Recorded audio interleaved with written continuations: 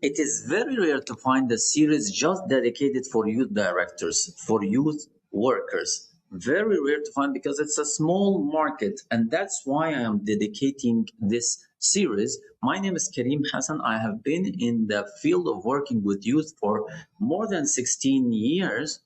I'm originally an engineer, but I shifted my career to what we call Terbiya since 2010.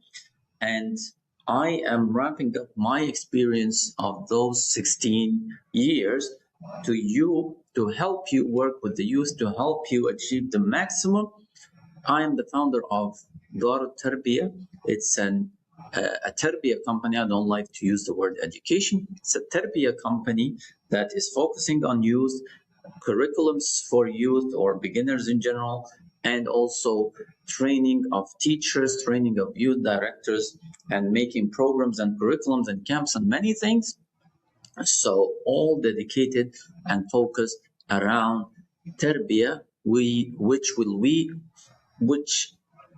will explore in the next videos. I will be talking in this series about 7 common mistakes a youth directors fall into, and it's a big problem that people do not understand what is a youth director. So instead of me saying in the next video what is a youth director, we will explore 7 mistakes, and after the 7 mistakes we will say what is a youth director.